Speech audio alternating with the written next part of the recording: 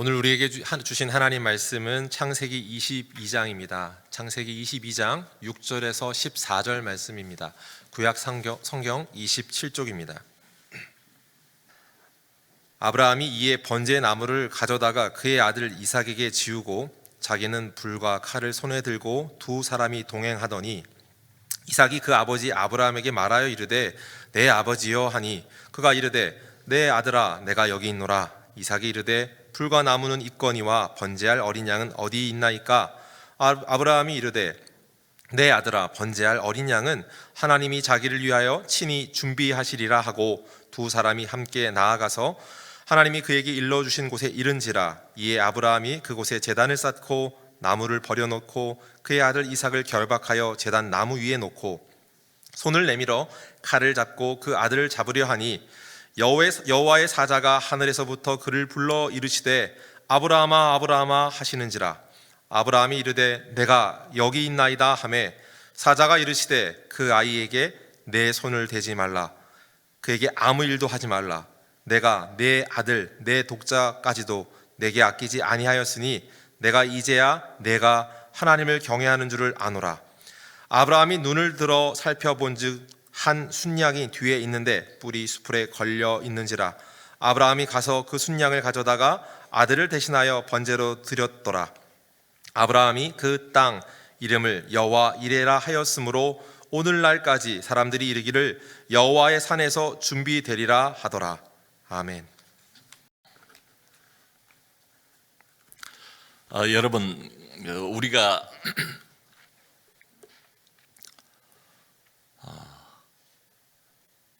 아는 어떤 사람이 갑자기 비상식적인 행동을 해요. 예를 들어서 그러면 그 사람을 믿을 수 있습니까? 아마 대부분은 손가락질을 할 것 같아요. 좀 비난을 할 것 같아요. 근데 그 사람하고 내가 오랜 친분이 있어요. 그 사람이 어떤 사람인가를 내가 잘 알아요. 그 사람이 충분히 믿을 만한 사람이라는 걸 내가 확신하고 있어요. 그런데 그 사람이 어쩌다가 이상한 행동을 했어요. 이상한 말을 했어요. 상식에 잘 맞지 않은 이런 말을 했어요. 그런 경우에는 어떻게 반응을 보일까요? 만일 그 사람이 믿을 만한 사람이라는 것을 내가 충분히 확신을 하고 있다면 좀 반응이 다르지 않을까 생각이 돼요. 뭔가 이유가 있겠지, 내가 알지 못하는 뭔가 사정이 있겠지, 이렇게 이해를 하지 않을까 싶어요. 그러니까 이 행동은 좀 이상하지만 평소에 내가 알고 있는 그 사람 자체, 그 사람 자신을 우리가 믿으면서 그 행동을 이해하려고 노력을 하지 않을까, 이런 생각이 듭니다. 여러분, 우리 하나님도 비슷해요. 때로 이상한 말씀을 하세요. 때로 이해가 안 가는 이상한 행동을 하나님이 버리세요. 잘 인간적으로는 이해가 안 가요. 납득이 안 가요. 받아들이기 어려워요. 그런데 이해가 안 가는 그때야말로 하나님 자신을 믿어드릴 필요가 있습니다. 그러니까 하나님은 어떤 이유가 있어요. 근데 우리가 그 이유를 다 알지를 못해요. 이런 때 내 머리로 하나님 하신 그 말씀, 하나님의 그 행동, 여기에 집착하면 자꾸 의심만 생겨요.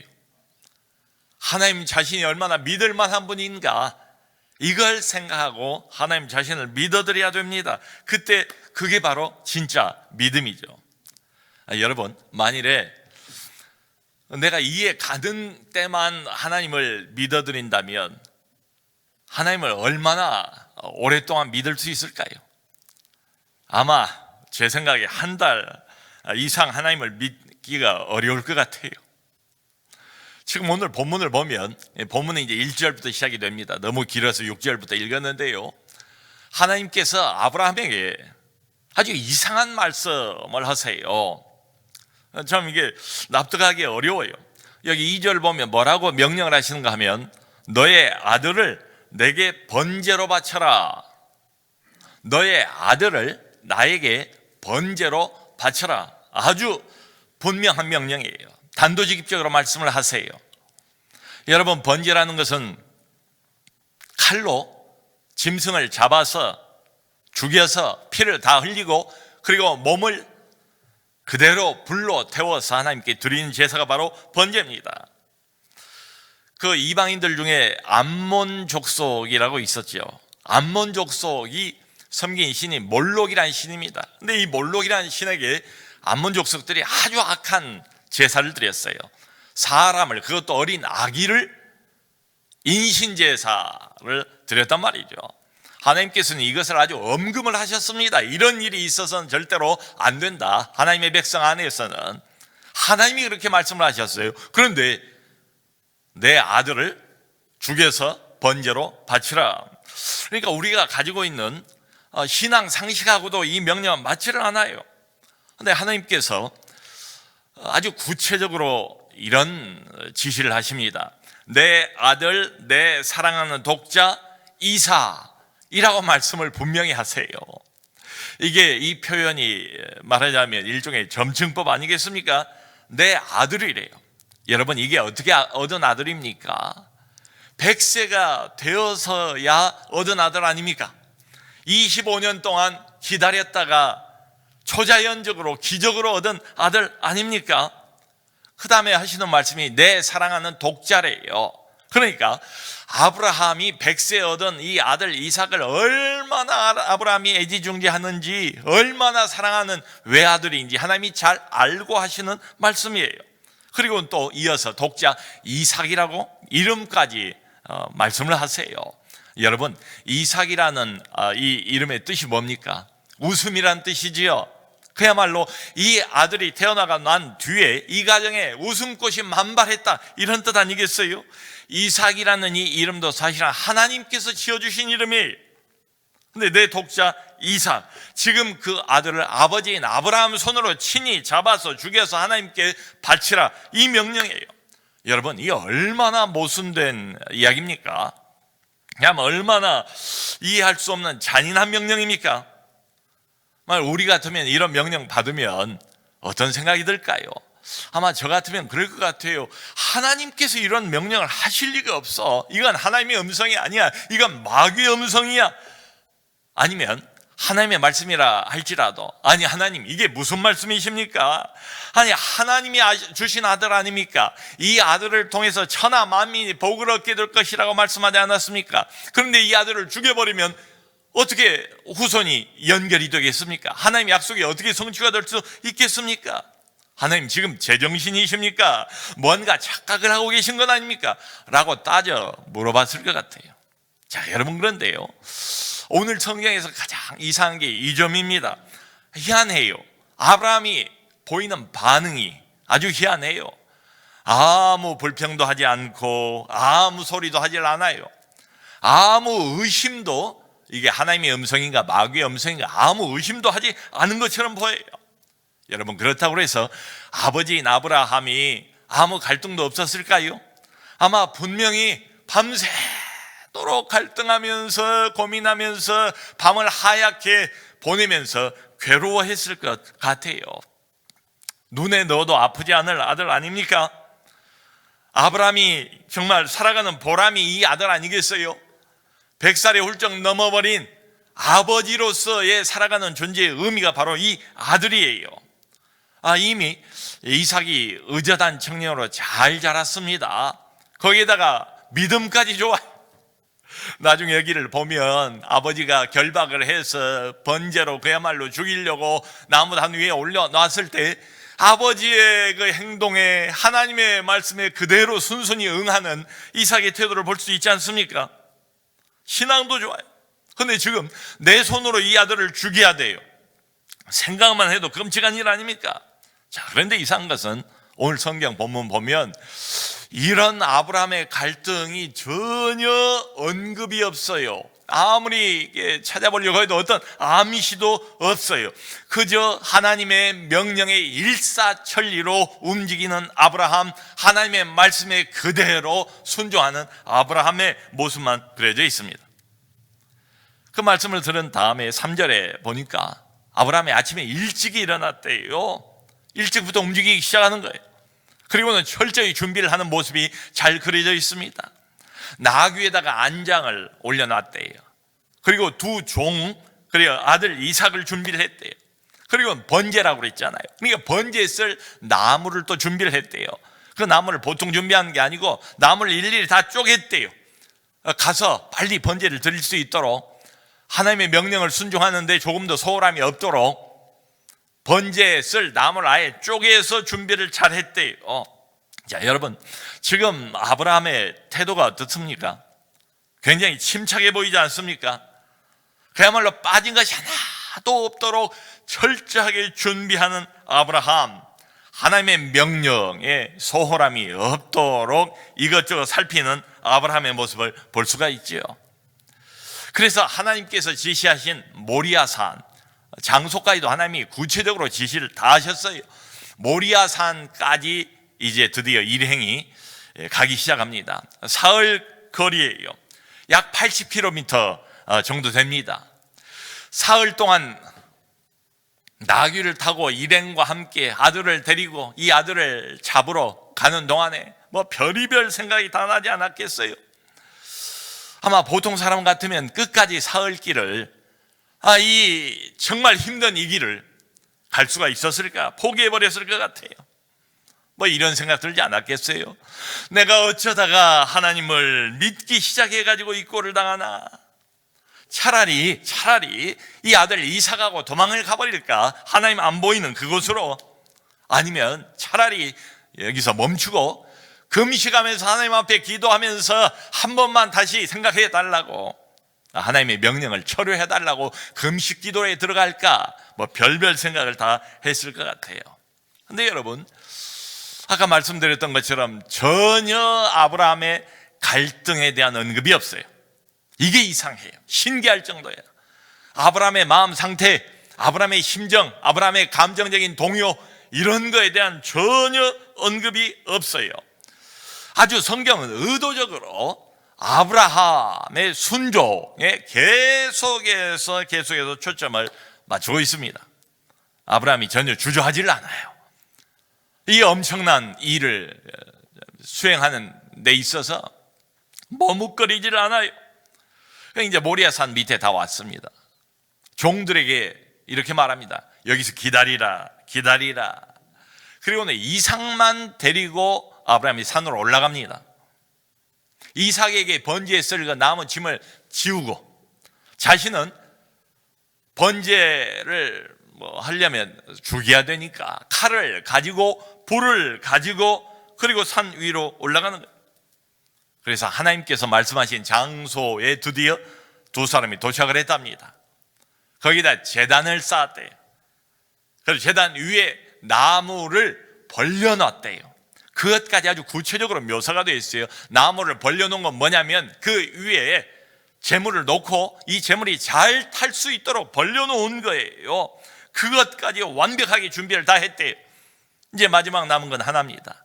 아들인 이삭을 꽁꽁 묶어서 장장 맨 위에 올려놓았습니다. 그리고는 드디어 칼을 들어서 이 아들을 치려고 하는 순간입니다. 자, 여러분, 이 장면, 이게 말이 됩니까? 아버지가 아들을 잡다니요. 그것도 하나님의 명령으로 아들을 죽이다니요. 아니, 무슨 이런 하나님이 있습니까? 정말로 이런 하나님이라면 우리가 믿고 따를 수 있겠습니까? 이 하나님 따르다가 또 언제 무슨 끔찍한 명령 할지도 모르지 않습니까? 그런데 여전히 이상한 건 아브라함의 태도예요. 아브라함의 태도, 일사천리, 조금도 후회하는 것처럼 보이질 않아요. 조금도 주저하고 있는 것처럼 보이질 않아요. 어찌 보면 사무적인 태도로 일 처리하는 것처럼 보여요. 마음속에서는 어떤 감정적인 견딜 수 없는 동요가 있다 할지라도 얄미울 정도로 그런 걸 다 배제해버리고 하나님 명령 그대로 순종해가는 아브라함, 참 얄미울 정도. 도대체 뭐 하는 아버지인가 이런 생각이 들어요. 우리 교회 나오신 분 중에 아들이 갑자기 뇌질환을 앓게 된 아버지가 있습니다. 이 아버지가 그런 신앙 좋은 아버지가 아니었던 것 같아요, 전에는. 그런데 아들이 아프자 새벽 기도에 나오기 시작합니다. 수요 기도에 나오기 시작합니다. 기도를 시작한 거예요. 그리고 나 안 빠져요. 아버지의 심정이 그러잖아요. 근데 지금 이 아버지 아브라함은 100세에 얻은 이 귀하고 귀한 독자 이삭을 잡아야 돼요. 잡으려고 해요. 근데 지금 이게 제스처가 아니에요. 칼을 들었어요. 한번 내리치면 끝이에요. 실제로 자기 아들을 잡으려고 하는 겁니다. 그야말로 위기일발의 순간입니다. 너무 다급해진 나머지 하나님께서 여기는 여호와의 사자로 되어 있습니다. 하나님께서 외쳤대요. 소리를 질렀대요. 12절에 보니까 아브라함아 아브라함아 그 아이에게 손대지 말라. 아무 해도 입히지 말라. 그리고 내가 이제야 네가 하나님 여호와를 두려워하는 줄을 알았다. 제가 얼마 전에 어떤 분이 간증을 하시는데 그런 이야기를 하시더라고요. 사람은 하나님을 두려워하지 않으면 반드시 같은 죄를 반복하게 됩니다. 그 말이 계속 그 뒤에도 마음에 남아 있었어요.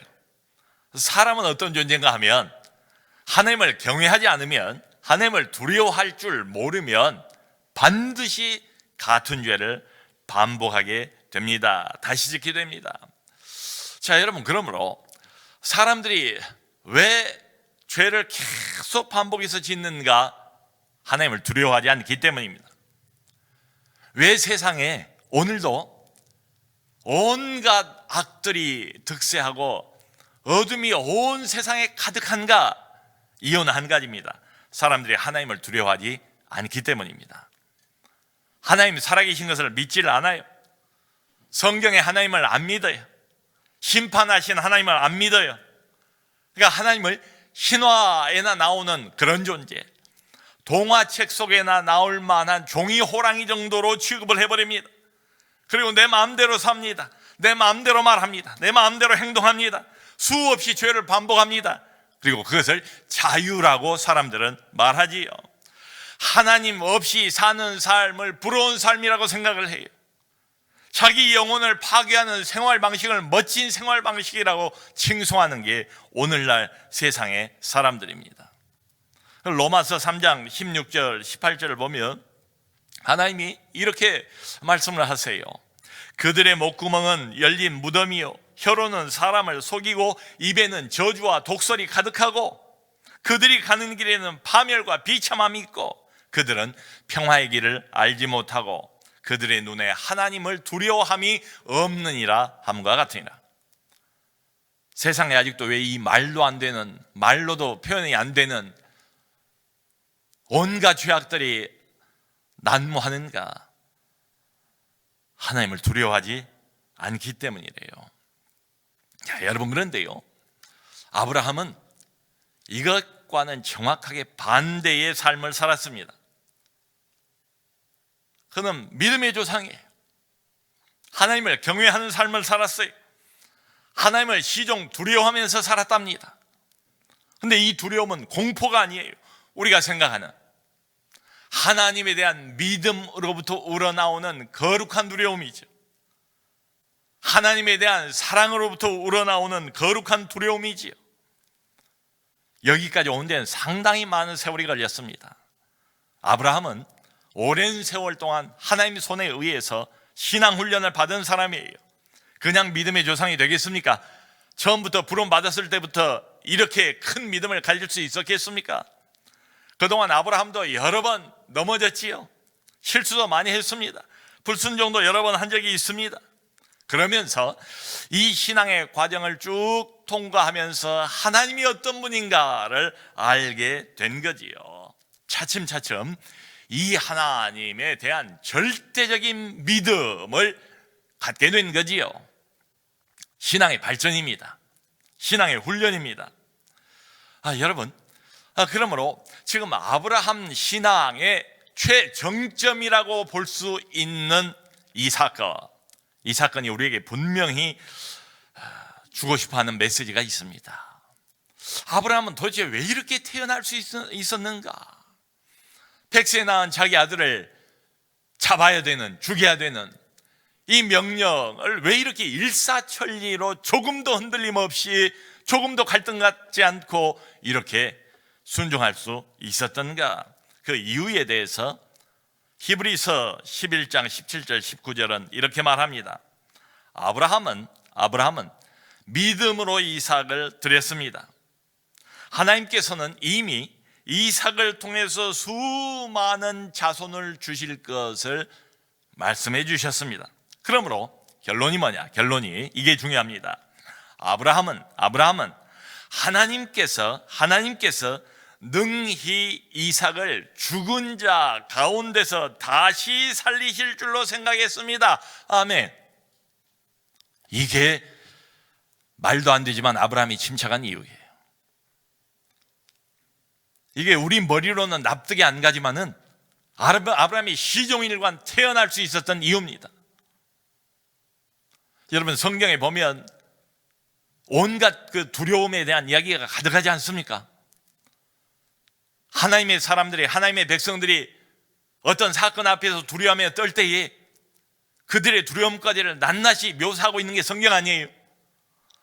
네 가장 두려워할 만한 이 사건, 가장 받아들이기 어려운 이 명령 앞에서 조금도 흔들리지 않고 주저하지 않고 일사천리로 100% 완벽한 믿음을 가지고 순종한 아브라함, 그도 사람일 텐데, 그도 아버지인데, 부성애라는 게 있는데, 더군다나 외아들인데, 100세 얻은 아들인데, 이 아들이 내 사는 기쁨이고 보람인데 어쩜 이럴 수 있는가?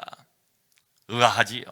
그런데 그 해답이 히브리서 11장에 나와 있습니다. 하나님이 말씀하셨어요. 이 아들을 통해서만 온 세상에 하나님의 영적인 백성들이 많아질 것이다. 하늘의 별처럼 많아질 것이다. 그 약속을 아브라함이 아멘으로 받아들였습니다. 그리고는 하나님이 기적처럼 아들을 주셨다는 걸 자기가 알고 있어요. 그런데 지금 하나님께서 이 아들을 죽이래요. 아브라함이 가질 수 있는 결론은 하나밖에 없습니다. 하나님의 말씀은 이 아들을 통해서만 온 천하에 하나님의 백성들이 구름대처럼 많아질 거다라고 말씀하셨고, 지금 이 아들을 그 동일하신 하나님이 죽이라고 말씀하셨다면 아브라함이 내릴 수 있는 결론은 하나밖에 없어요. 내가 지금 내 칼로 이 아들을 죽인다 할지라도 하나님께서 바로 살려내실 것이다. 그 이야기입니다. 비유컨대 이삭을 죽은 자 가운데서 도로 받은 것이라. 이삭을 죽은 자 가운데서 도로 받은 것이라. 여러분, 아브라함의 믿음이 이 정도까지 갔습니다. 이삭의 부활을 믿은 거예요. 죽음을 믿는 십자가 신앙만 가진 게 아니에요. 죽음 이후의 승리, 죽음 이후의 부활, 죽음 이후의 새로운 생명, 거기까지를 아브라함이 내다보고 믿는 지점까지 갔대요. 아브라함의 믿음이 여기까지 발전했대요. 그러니까 하나님이 하신 말씀이 이상할 수 있어요. 하나님이 명령하신 명령이 좀 이상해 보일 수 있어요. 그럼에도 불구하고 지금까지 내가 익혀왔던 하나님, 알고 있던 하나님, 믿을 만한 하나님, 나는 그분의 속을 다 몰라요. 그분의 사정을 다 몰라요. 하나님은 뭔가 뜻이 있어요. 내가 알지 못하는 깊은 뜻을 가지고 계세요. 그러므로 그분 자신을 믿은 겁니다. 하나님 자신을 믿은 거예요. 그분이 하시는 말씀은 뭐든지 다 옳다. 그분이 명령하시는 명령은 무엇이든지 다 순종하리라. 하나님에 대한 절대 믿음, 거기에서 나오는 절대 순종, 그게 아브라함입니다. 믿음의 조상입니다. 여러분, 대단하지 않습니까? 내가 이 아들을 지금 내 손으로 잡은다 할지라도 하나님이 다시 살려낼 것이다.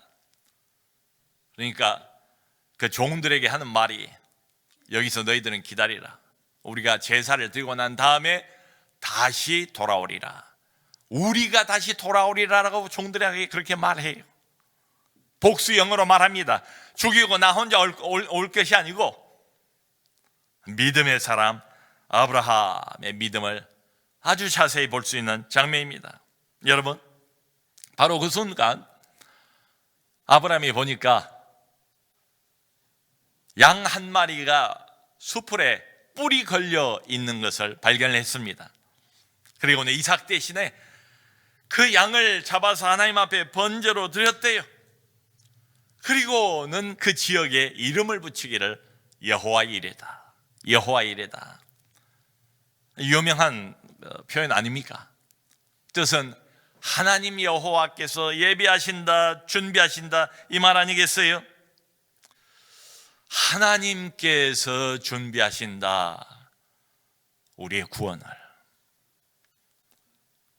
모든 인간의 구원, 인류의 구원에 관한 완벽한 그림이 여기 모리아산 위에 그려져 있습니다. 우리 하나님께서 구원을 계획하십니다. 구원은 우리의 소관이 아니에요. 우리 하나님께서 그 구원을 실천해 가십니다.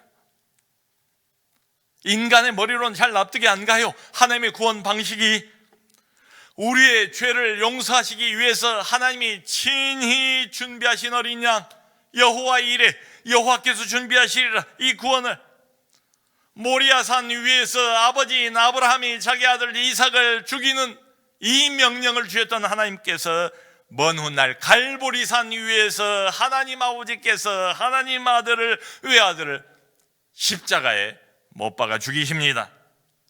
아버지 손으로 친히 아들을 죽이시는 이 장면, 그리고는 우리 대신에 하나님 아들이신 예수 그리스도를 희생 제물로 하나님께서 바치게 하지 않습니까? 여러분, 이게 바로 하나님께서 우리를 위해서 예비하신 구원 방식입니다. 여호와 이레입니다. 말이 안 돼요. 이해가 안 가요. 하나님이 인간이 되셨다, 이해가 됩니까? 하나님이 인간이 되셔서 죄인 취급을 받으셨다, 이해가 갑니까? 하나님이 인간 손에 인간을 위해서 죽으셨다, 이해가 갑니까? 하나님 아버지께서 손수 하나님의 아들을 죽이는 끔찍한 장면을 상상할 수 있습니까? 납득이 갑니까? 이해가 갑니까?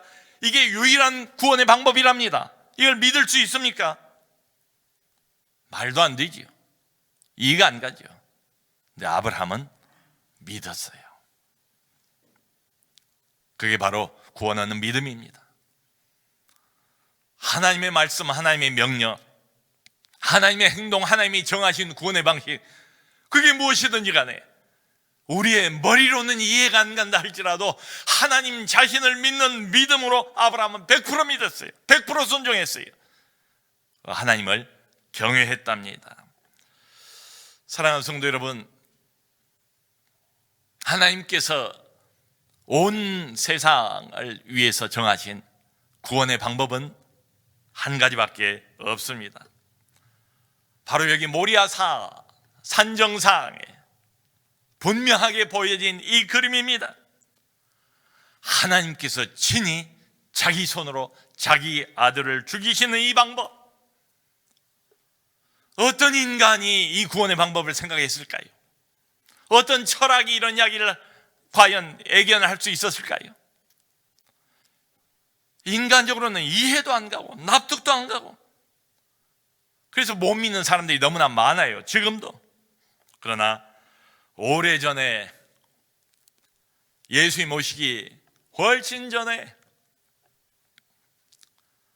모리아산 위에서 바로 이 사건을 예고를 하셨습니다.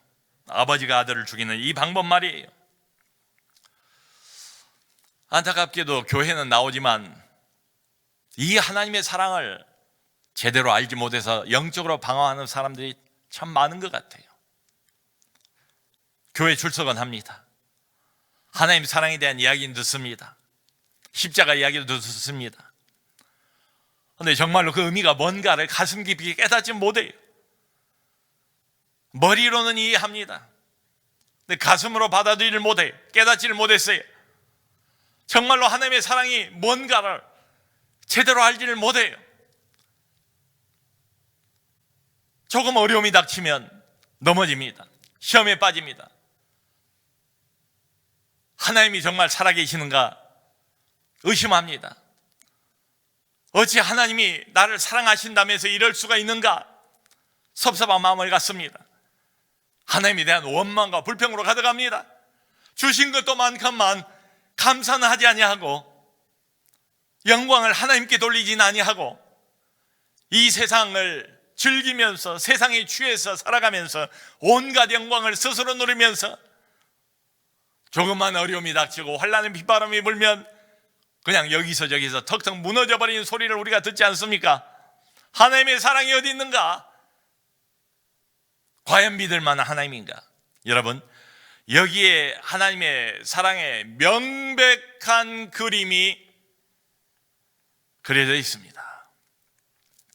모리아산 위에 자기 아들을 실제로 손을 들어서 죽이려고 하는 잔인한 아버지, 갈보리산 위에서 실제로 자기 하나밖에 없는 독생자 하나님의 아들을, 죄가 없으신 하나님의 어린 양을 하나님 아버지께서 자기 손으로 십자가에 매달아 죽이시는 그 장면, 엘리 엘리 라마 사박다니 나의 하나님이여 나의 하나님이여 어찌하여 나를 버리시나이까.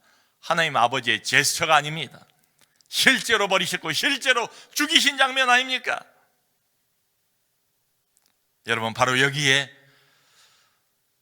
살아계신 전능자, 온 세상을 만드신 창조주, 만군의 하나님, 신중의 신, 유일한 살아계신 우리 하나님의 끔찍한 사랑이 나타나 있습니다. 사랑이 어디 있냐고요? 갈보리 언덕으로 나와보세요.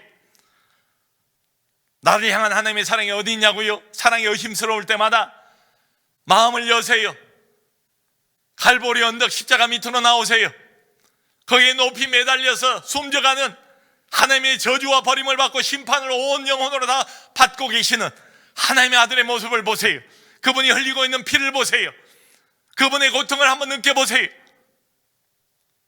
하나님 아버지께서 하나밖에 없는 자기 외아들을 자기 손으로 못 박아 죽이시는 끔찍한 사랑이 여기 나타나 있습니다. 이 처절한 사랑을 몰라요. 이 끔찍한 사랑을 느끼질 못해요. 그저 머리로만 알 뿐이에요. 그저 명분으로만 알 뿐이에요. 그러니까 시험 들죠. 그러니까 자꾸 하나님 사랑이 의심스럽지요. 사랑하는 성도 여러분, 아브라함은 바로 믿음으로 구원을 얻었습니다. 아브라함이 하나님의 약속을 믿으니 이를 그의 의로 여기시니라. 이 믿음은 아브라함의 모든 영적인 후손들에게 그대로 해당이 됩니다. 내 머리로 이해가 안 가고 내 상식과 인간적인 생각으로는 도무지 납득할 수 없지만 살아계신 하나님 그분이 하신 말씀, 그분이 하신 행동이면 무조건 아멘입니다. 무조건 받아들입니다. 그렇게 될 줄로 믿습니다. 이 믿음입니다. 여러분, 이게 바로 구원 얻는 믿음입니다. 우리도 같은 믿음을 가지고 구원을 받습니다. 먼 훗날 하나님의 아들이 이 땅에 오셨을 때 아무도 그 아들을 몰랐습니다. 누군지. 캄캄한 어둠이었습니다.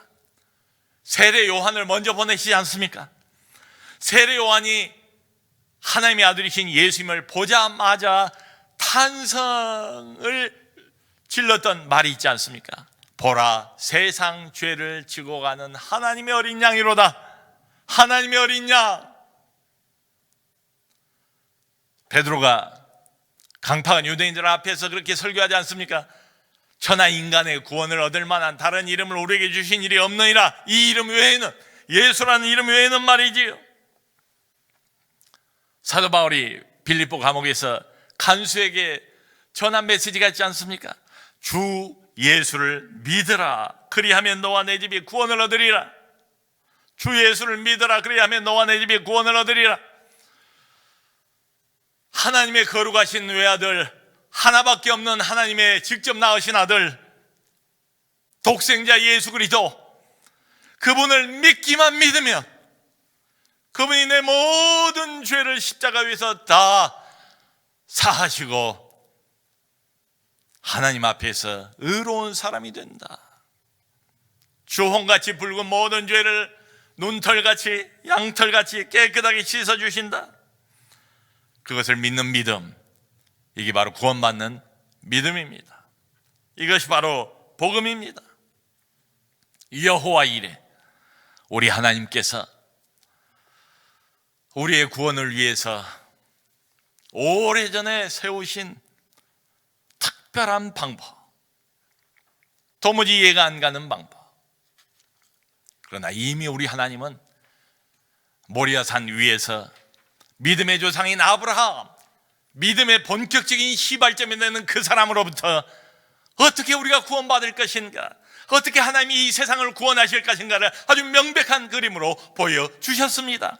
여호와 이레, 하나님께서 예배하신다. 하나님께서 여전히 죄에 사로잡혀서 여기저기서 신음하면서 말할 수 없는 비참함과 고난길을 걸어가고 있는 수많은 지구촌의 인류들을 향하여 하나님께서 명백한 구원의 그림을 보여주셨습니다. 하나님이 예비하신다. 하나님이 준비하신다.